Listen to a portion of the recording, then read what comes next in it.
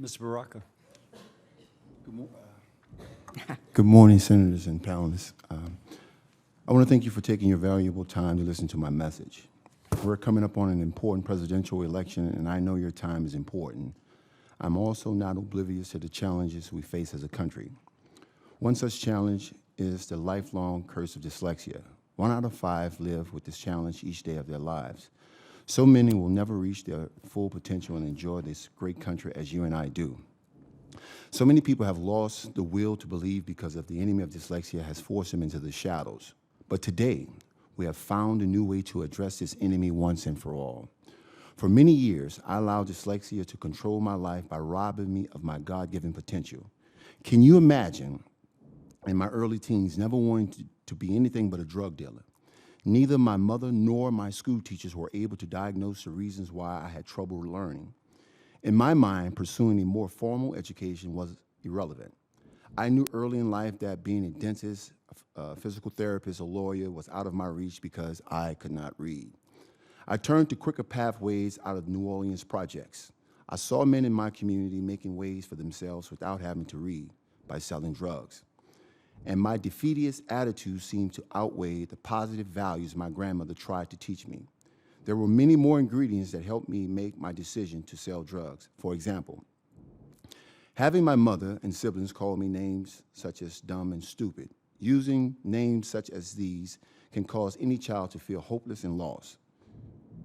You will notice I never mentioned my father in this presentation. That's because he left when I was 3 years old to chase his dreams of finding a better grade of heroin to use. It was the perfect storm for me. I chose to succumb to my environment while both brothers and sisters excelled in school. I didn't care about my future or anyone else because I thought I was a dummy like my mother and my siblings said. I became a street thug and full of anger because I felt cheated out of an education. I went to school just because I had to as a kid. Many Fridays I would malinger because I couldn't pass the spelling test, or I would sleep in project hallways until school was out to avoid embarrassment. I pushed myself into a hole and I couldn't get out of it. My teachers had to know that I couldn't read. My young mother ran the streets and didn't seem to value my education. But what became the final thing that caused me to pledge my allegiance to the lies of the streets was a girl. I was in 6th grade and the girl I liked was in class. It was our first week of school. We were in English class and the teacher called upon me to read out loud. My palms began to sweat and it felt like drops of blood on my forehead. I couldn't pronounce any of the words and the teacher made me continue, knowing that I couldn't read. Some students laughed while others looked in amazement. From that day forward, I knew that school wasn't the place for me, and the young lady never really liked me much from that day forward. The streets became my classroom, and looking back, the lessons I learned were shameful. I shot and killed a young person because the street taught me that that's how you resolve conflict.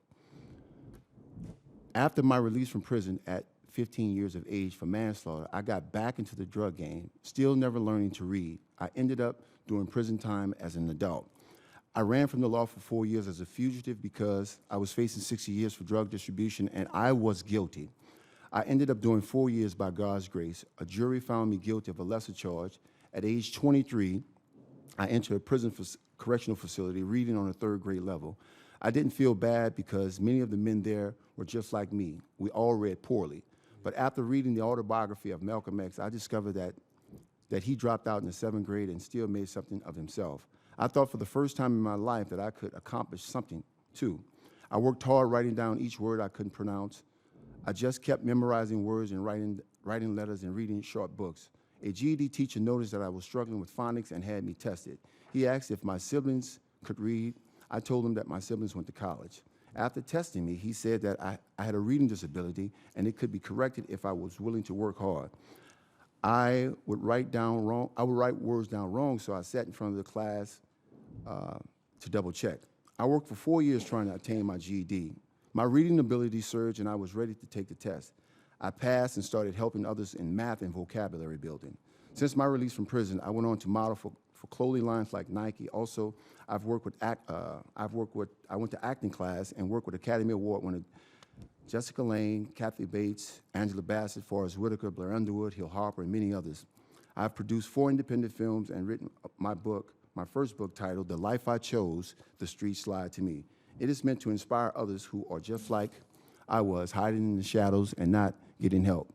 It is also for those who believe that dealing drugs is not the way. Today, there are schools available for kids to fight dyslexia, schools such like the Cassidys has.